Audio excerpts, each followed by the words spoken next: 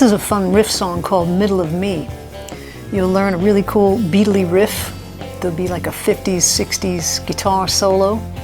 There's a couple of things like double stops and some voicings, little thirds and sixths, some simple bending, some picking fingers, and probably if we had to pick some prerequisites to be able to play this, you want to be comfortable skipping strings for single line riff type things. It's because the single line is like a bass line, and you want to be able to do a pick and fingers to be able to play the solo. So I'll teach you this riff.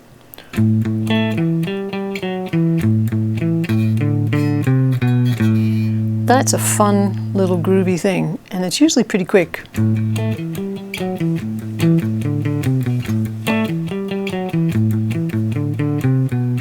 I'm in the 5th fret. My first finger's on A, and I'm going to the octave A. And I'm doing that rolling thing, so I play a couple of A's, I go to the octave A, my 3rd finger rolls to this E, first finger grabs the G, and I shift positions there just for a second, or stretch. Grab the F sharp, back to the E, and then this time I go off the low A to this low E.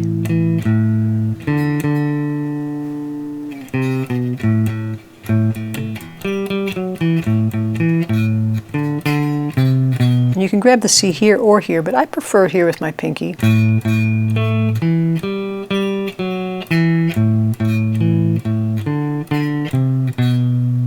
C, B, back to A.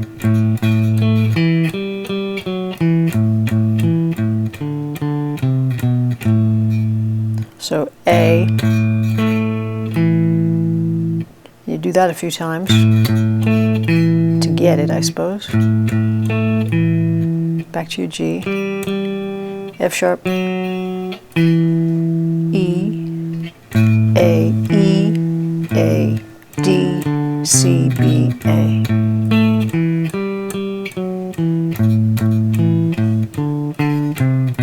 Then the whole thing moves to G.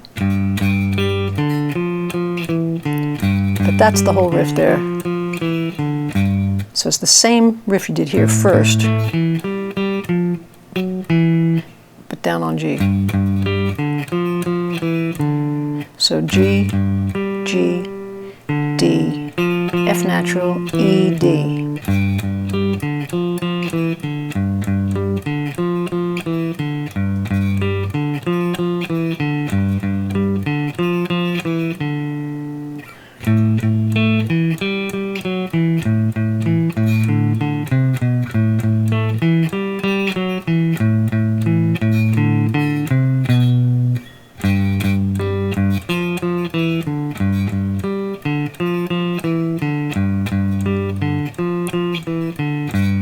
Then the chorus does this sort of octave thing on the A minor section. Then it goes to the A minor over G, A minor over F sharp,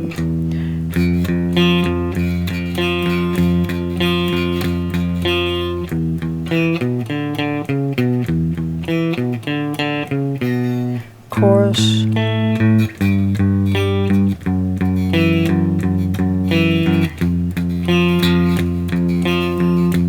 I guess occasionally you could muffle it. It depends. I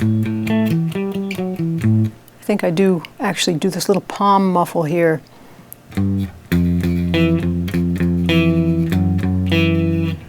So the chorus again is this A, G, F sharp with the E,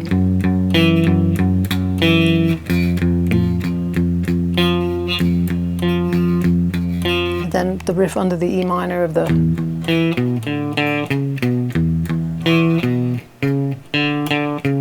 A lot of times with these kind of things it sounds really fun and sort of in the style of if you do the open string. So that D you could fret here, but I was doing the open.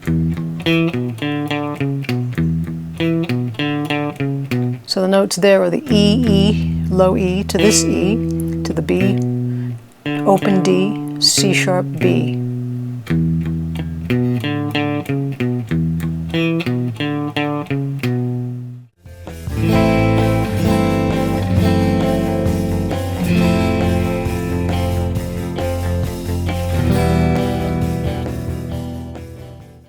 So let's go over the chords. Just a couple. A minor over G, A minor over F sharp, to F major 7,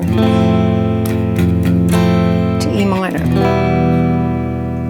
In a riff tune like this in the Beatles days, you probably wouldn't have heard those acoustics, but in a solo McCartney tune, you probably would have. So I'd put them in with the acoustics as overdubs. I like the sound of them there. I play just a strumming A minor over G, A minor over F sharp. You could finger it with your thumb. You could finger it with your second finger like this. I don't mind using the thumb. I mean, there are a lot of people who say your thumb shouldn't come up over the top of the guitar, but I think they were referring mostly to classical players in the time. And certainly when they had their guitar up here, you wouldn't want to put your thumb up over the top at that point.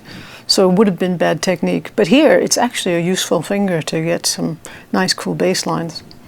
And to the F major 7, I use my thumb to grab that low note. I like getting that there with that open A. That's kind of nice. Nice reason not to. I guess you could do that too. And I've done that before. But in the middle of the... It's easy to kind of grab that for me. But I like that fingering there. Back to the E minor. So that's the only time the chords happen.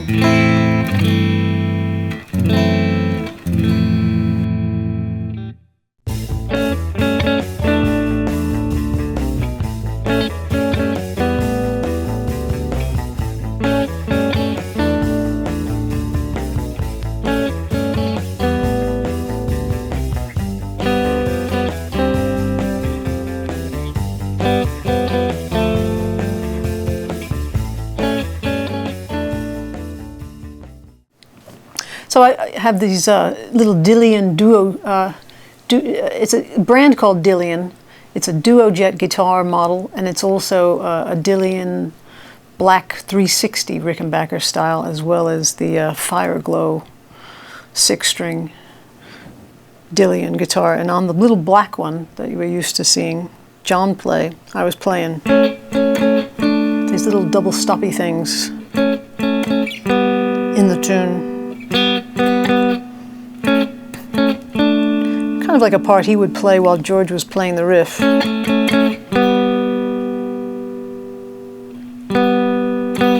There are a lot of double stop things that you can do in tunes, but sometimes they're outlining the guide tones and sometimes they're just doing pieces of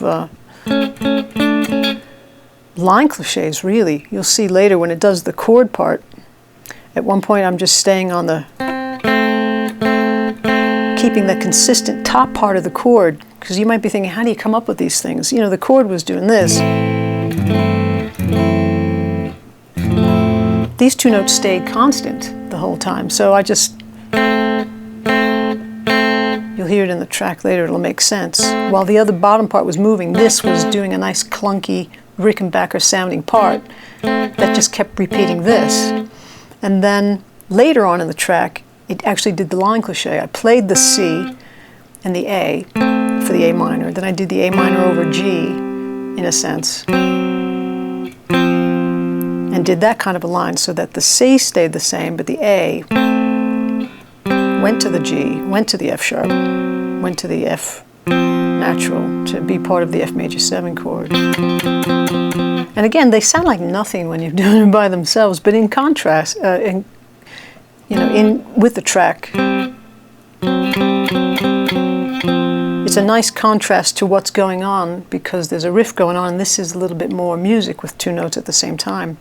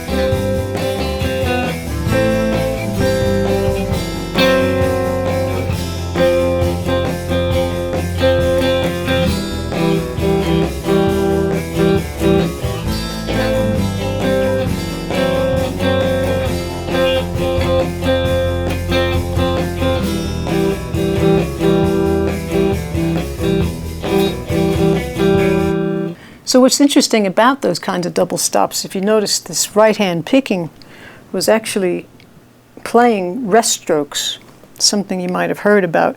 But it's hard sometimes to play these two middle strings without hitting all the other strings. And some people will just, just try to hit them, and, it's really hit or miss. They don't really care if they're placing the pick in the right place. Just sort of getting something like that. But you might hit other strings, or it just might sound really sloppy. And most people are very sloppy in their playing because they don't have this rest stroke thing, or they don't really have control over the pick. That you could just place your pick on any strings you actually want when you want them, and be very specific about what you're playing. You don't have to hit these two strings to get these two strings, or go through these two strings to get these bottom strings to get these two middle strings. But when you stop, you're literally stopping. You're resting your pick against the second string because you don't need to play it. But just like following through when you're hitting a baseball, let's say with a bat, and you do the complete swing and go through the ball, you actually go down to that second string. And I do the rest stroke on a lot of different things. Anytime I'm not playing all the way through to all 6 strings, you'll see a lot of players who play clean will do that. And that's the secret right there. That's that rest stroke. They call it a rest stroke because, like the classical players or the bass player technique, your fingers are actually resting against the string that comes up above where you're striking the string below, and you rest against that next string. So the picking down is going to rest against that string. So you'll have this sort of sound. And you're definitely hitting that top string. You're not leaving it out. It's not hit or miss or a guess. It's not hopefully getting it. Because sometimes those open strings aren't going to be as harmonious as this. There actually kind of sounds nice, but it's not always the case.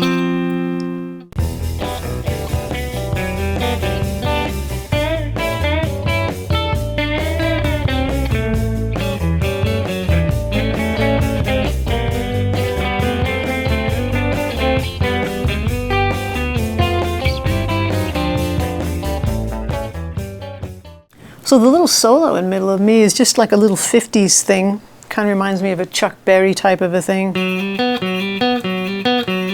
Starts with this F sharp to G.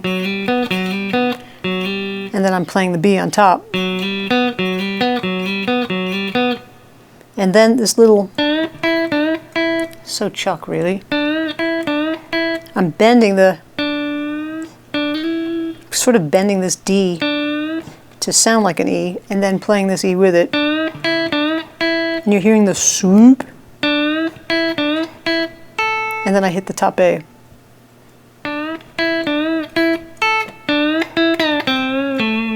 Couple of things happening there. So I'm swooping, grabbing the high A,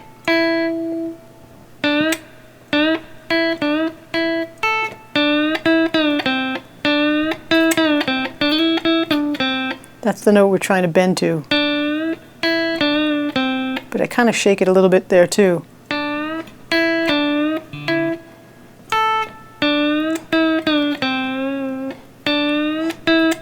So I bend it up and then I bend it back down.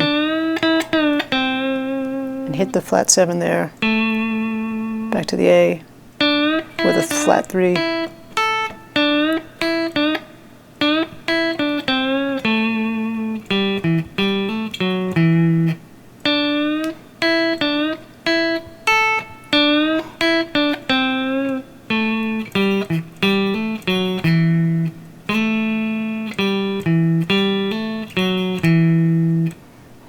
Heard things like that back before. Then I go to these little double stops. Something Chet would do or George would do in the 60s. Little chromatic idea. Now just because the double stops doesn't mean you have to play them exactly as 2 notes at the same time. It's kind of nice there to jump and sort of stagger them. And then I go to these with the pick and the second finger picking the second string and then together. Little voicings, little double stops, little sixth intervals.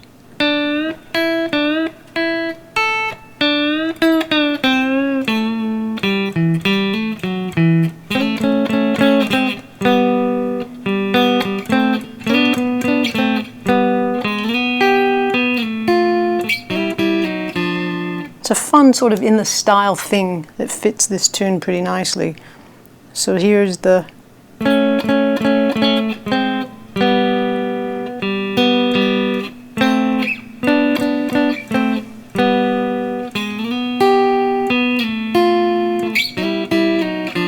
and you have the option sometimes when you're going from any of these places that you can actually play, or any of these kinds of things. If you're going to slide them around, it kind of sounds cool to approach them sometimes, so that's what's happening.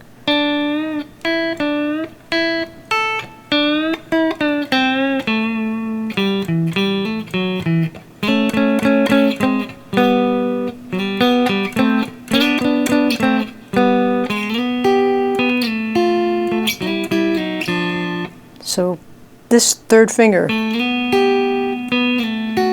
can slide around maybe while the second finger is being placed. I had a student once that was having trouble with those kinds of slides. I think it was because he was releasing the pressure. You know, you're sliding over these speed bumps. You're sliding over these frets. So for homework, play any of these parts for Middle of Me. It's a really fun song to play. You can play the parts that I showed you, or you can play any of the things that pop into your head that you want to play along with it. Play any of your own solos throughout the tune, because there's no lyrics right now, so you're not going to interfere with the melody. You could play over the entire tune. There'll be two versions in the extra section there. You can play the part with me that we're playing together now that you'll hear, and there'll be one where you could just play along with the bass and drums. Let's play it together.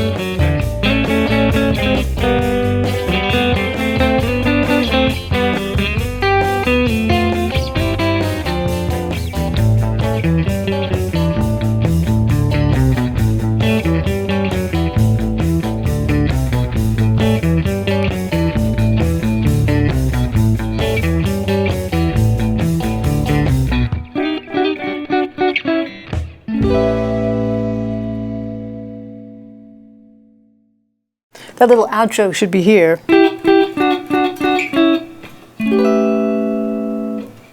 on the 12th fret. My third finger's on the 14th fret of the 4th string. To a nice A9. Very Beatley.